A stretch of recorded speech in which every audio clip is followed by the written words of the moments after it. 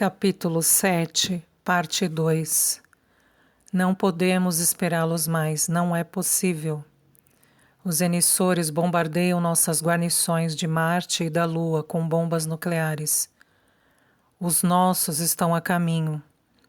Vamos responder. Mas, por mais atroz que seja, isto é nada. Exército de invasão emissor está em vias de sair de suas montanhas e de instalar nas bases de partida. Dentro de algumas horas, ele vai cair sobre Gondawa. Ao primeiro voo assinalado pelos nossos satélites, tenho que ligar e deixar partir a arma solar. Mas sou como você, Koban. Tenho medo desse horror. Ainda é tempo de salvar a paz. O governo emissor sabe que o envio do seu exército significará a morte do seu povo. Mas ou ele não está ligando, ou ele espera destruir a arma antes que ela parta. Tio está louco. Só os homens do distrito podem tentar convencê-lo ou derrubá-lo. Não temos nem a metade de um instante a perder, Koban. Suplico-lhe, tente encontrá-los. Mas não posso encontrá-los diretamente. Vou chamar Partal em Lamos. A imagem do presidente se apagou. Koban enfiou sua chave numa placa. Escute, falou. Quero ver e falar com Partal em Lamos. Partal em Lamos, repetiu uma voz. Chamarei. Koban explicou a Elea. Lamos é o único país que ficará neutro neste conflito. Por uma vez não terá tempo para aproveitar. Partal é o chefe da Universidade Lamo. Ele é o meu contato com os homens do distrito.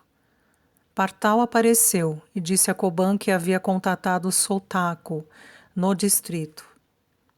Ele não pode fazer nada, está desamparado. Vai chamar diretamente.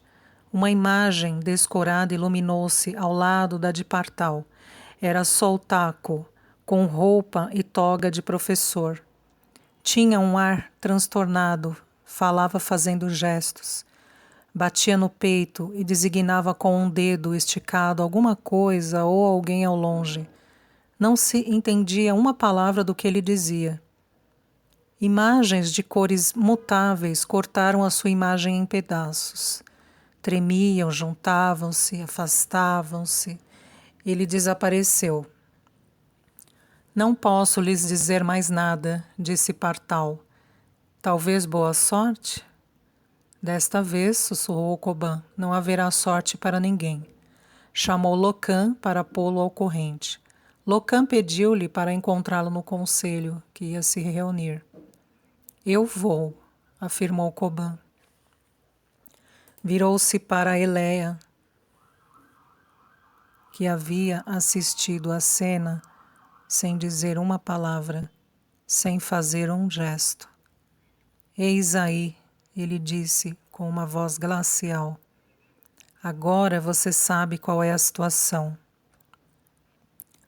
Não há lugar para sentimentos. Esta noite entraremos no abrigo. Meus assistentes vão prepará-la. Você vai, entre outros cuidados, receber uma única dose existente do soro universal. Ela foi sintetizada, molécula por molécula, no meu laboratório pessoal há 6 meses. A dose precedente fui eu quem a experimentou. Estou pronto. Se por milagre nada acontecer, você e eu ganhamos, pois seremos as primeiras pessoas a gozar da juventude eterna. Neste caso, eu lhe prometo que a dose seguinte será para Paikan. O soro nos permitirá sem dificuldades através do frio absoluto. Vou confiá-la a meus homens. Elea levantou-se e correu para a porta. Com sua mão esquerda fechada, tingiu com um golpe terrível um guarda na têmpora. O homem caiu. O outro agarrou o punho de Elea e a derrubou de costas. Deixem-na, gritou Koban. Proíbo-lhes de tocá-la. Faça o que fizer. O guarda deixou-a. Ela correu novamente para a porta, mas esta não se abriu. Eleia, disse Coban, se você aceitar o tratamento sem se debater, sem tentar fugir, autorizarei a que você veja Paikan antes de entrar no abrigo. Ele foi levado de volta à torre e está informado do que vai lhe acontecer. Espera notícias suas. Eu lhe prometi que ele haveria novamente. Se você resistir, se você protestar, se você lutar a ponto de comprometer os preparativos, eu a farei adormecer e você não o verá jamais. Ela o olhou um instante em silêncio. Respirou profundamente para retomar o controle dos seus nervos. Pode fazer virem seus homens, disse ela. Não farei nada. Coban apoiou-se sobre uma placa. Uma parte da parede escorregou, deixando ver um laboratório ocupado por guardas e laboratoristas, entre os quais Eleia reconheceu o chefe de laboratório que os havia recebido. O homem designou-lhe uma cadeira diante dele. Venha. Eleia entrou no laboratório. Antes de deixar o escritório de Coban, virou-se para ele. Eu o detesto, disse ela. Quando sairmos do abrigo sobre a terra morta, disse Coban, não haverá mais nem ódio nem amor. Existirá somente o nosso trabalho, que acabara de receber do Japão. Tratava-se principalmente de projetores de luz coerente com a do meio ambiente, com os quais ele esperava iluminar a sala do motor, através da laje transparente e fotografá-la. Ao parar, o motor do fio havia se apagado e a sala embaixo da laje tinha se tornado um bloco escuro. A temperatura tinha subido rapidamente, a neve e a geada tinham se fundido, a água tinha sido aspirada, a parede e o solo secados com ar quente, enquanto que seus assistentes suspendiam os projetores em tripés. Roitô maquinalmente olhava a seu redor. A superfície da parede pareceu-lhe curiosa, não era polida, não era baça, era meio ondeada. Passou sobre a superfície a ponta de seus dedos longos e sensíveis e depois as unhas. Elas arranharam. Assestou um projetor sobre a parede com luz rasante, olhou por alto, introduziu uma espécie de microscópio com teleobjetivo e pequenas lentes. Breve não teve mais dúvida. A superfície da parede estava gravada de inúmeras estrias, e cada uma dessas estrias era uma linha de escrita Gonda. As bobinas de leituras das salas dos alvéolos tinham sido decompostas pelo tempo, mas o muro do ovo, inteiramente impresso em sinais microscópicos, representava o equivalente de uma considerável biblioteca. Roitô tirou logo algumas fotografias, ampliou-as ao máximo, em diferentes pontos da parede, afastadas umas das outras. Uma hora mais tarde, ele as projetava sobre uma grande tela. Lucas, muito excitado, identificou fragmentos de discursos históricos e tratados científicos, uma página de dicionário, um poema, um diálogo que talvez fosse uma peça de teatro ou uma discussão filosófica. O muro do ovo parecia ser uma verdadeira enciclopédia de conhecimentos de Gondawa. Um dos clichês projetados comportava numerosos signos isolados, nos quais Lucas reconheceu símbolos matemáticos que cercavam o símbolo da equação de Zoran. Eleia acordou estendida sobre um tapete de peles. Repousava sob uma coberta morna e macia pousada sobre nada. Flutuava num estado de descanso total. Havia sido examinada da cabeça aos pés, pesada quase que célula por célula, alimentada, massageada, impregnada, equilibrada, balanceada até não ser mais que um corpo no peso exatamente requerido e de uma passividade perfeita. Depois, Coban, tendo voltado, Explicou-lhe o mecanismo da abertura e do fechamento do abrigo, ao mesmo tempo que administrava ele mesmo em fumaças para respirar, em óleo sobre a língua, em neblina nos olhos, em longas modulações de infrassons sobre as têmporas, os diversos elementos do soro universal.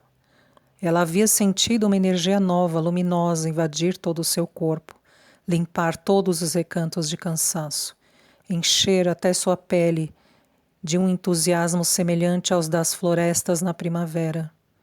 Ela se sentia tornar dura como uma árvore, forte como um touro, equilibrada como um lago. A força, o equilíbrio e a paz haviam-na irresistivelmente conduzido ao sono. Adormecera na poltrona do laboratório. Acabava de abrir os olhos sobre este tapete, numa peça redonda e nua. A única porta encontrava-se diante dela. Diante da porta, um guarda verde sentado sobre um cubo olhava-a. Segurava na ponta dos dedos um objeto de vidro, feito de tubos minúsculos entrelaçados em volteios complicados. Os tubos frágeis estavam cheios de um líquido verde. Já que a senhora não dorme mais, disse o guarda, vou preveni-la. Se tentar sair à força, abro os dedos, isto cai e quebra, e a senhora dormirá como uma pedra. Eléa não respondeu. Olhou, mobilizava todos os recursos do seu espírito, como um só fim, sair e encontrar Paikã. O guarda era grande, de ombros largos, cintura grossa. Seus cabelos trançados tinham a cor do bronze novo. Estava com a cabeça descoberta e sem arma. Seu pescoço grosso era quase tão largo quanto seu rosto maciço. Constituía um sério obstáculo diante da porta única. Na ponta do seu braço musculoso, na sua mão rude, segurava esse objeto infinitamente frágil, obstáculo ainda mais forte. Escute, Eléa, disse uma voz. Paikã pede para lhe falar e vê-la. Nós permitiremos. A imagem de Paikã apareceu entre ela e o guarda. Eléa saltou e ficou de pé. Eléa! Paikã! Ele estava de pé na cúpula de trabalho.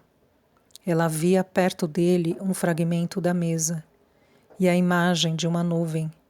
Eléa! Onde está você? Onde? Por que você vai me abandonar? Eu recusei. Eu sou sua. Eu não sou deles. Coban obrigou-me. Eles me prenderam. Vou buscá-la, quebrarei tudo, matarei todos. Sacudiu sua mão esquerda enfiada na arma. Você não pode. Você não sabe onde é que estou. Eu também não sei. Espere, eu voltarei de qualquer maneira. Acredito em você, estou esperando, disse Paikã. A imagem desapareceu. O guarda, sempre sentado, olhava Eléa. Em pleno centro da peça redonda, ela o olhava e avaliava. Deu um passo na sua direção. Ele pegou a máscara que estava pendurada como um colar e ajustou-a sobre o nariz. Atenção, disse com uma voz nasal. Sacudiu ligeiramente, com todo o cuidado, os entrelaçamentos frágeis dos tubos de vidro. Eu o conheço, disse Eléa. Ele a olhou surpreso. Você e seus semelhantes, vocês são simples. Vocês são corajosos, fazem tudo o que lhes dizem e não lhe explicam nada. Ela fez escorregar a extremidade da faixa azul do busto e começou a desenrolá-la. Coban não lhe disse que você ia morrer. O guarda deu um sorriso pequeno. Ele era guarda, estava nas profundezas, não acreditava na sua própria morte. Vai haver uma guerra e não haverá sobreviventes. Você sabe que eu digo a verdade. Você vai morrer, vocês todos vão morrer, exceto eu e Coban. O guarda soube que ela não mentia. Ela não era daquelas que se rebaixavam a mentir. Fossem quais fossem as circunstâncias. Mas ela devia estar enganada. Há sempre sobreviventes. Os outros morrem, eu não, pensou. Agora sua cintura estava nua e ela começou a soltar a faixa em diagonal do lado do ombro. Todo mundo vai morrer em Gondawa. Koban sabe disso. Ele construiu um abrigo que nada pode destruir, para nele se encerrar. Encarregou o computador de escolher a mulher que ele encerraria com ele. Esta mulher sou eu. Você sabe por que o computador me escolheu entre milhões? Porque sou a mais bela. Você não viu senão o meu rosto, olhe. Ela desnudou seu seio direito. O guarda olhou aquela carne, flor e fruto, e ouviu o barulho do sangue latejar nos seus ouvidos. Você me deseja? Perguntou Eleia. Ela continuava lentamente a descobrir seu busto. O seio esquerdo ainda estava meio encoberto pela fazenda. Eu sei qual gênero de mulher que o computador escolheu para você. Ela pesa 3 vezes o meu peso. Uma mulher como eu, você nunca viu. A faixa inteira caiu ao solo, liberando o seio esquerdo. Eleia deixou seus braços caírem ao longo do corpo. As palmas da mão meio viradas para a frente, os braços um pouco afastados, oferecendo seu busto nu, o esplendor vindo dos seios bem proporcionados, macios e gloriosos. Antes de morrer, você me deseja? Ela ergueu a mão esquerda e, com um único gesto, fez cair a roupa que estava presa nas cadeiras. O guarda levantou-se, pousou sobre o cubo,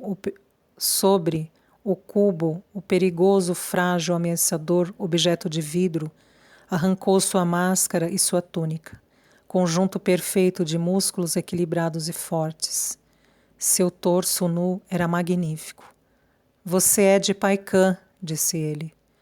Eu lhe prometi, de qualquer maneira. Eu lhe abrirei a porta e a levarei para fora. Ele tirou a roupa. Estavam de pé, nus, um diante do outro. Ela recuou lentamente e, quando sentiu o tapete sob seus pés, agachou-se e deitou-se. Ele se aproximou poderoso e pesado, precedido por seu desejo soberbo. Deitou-se sobre ela e ela se abriu.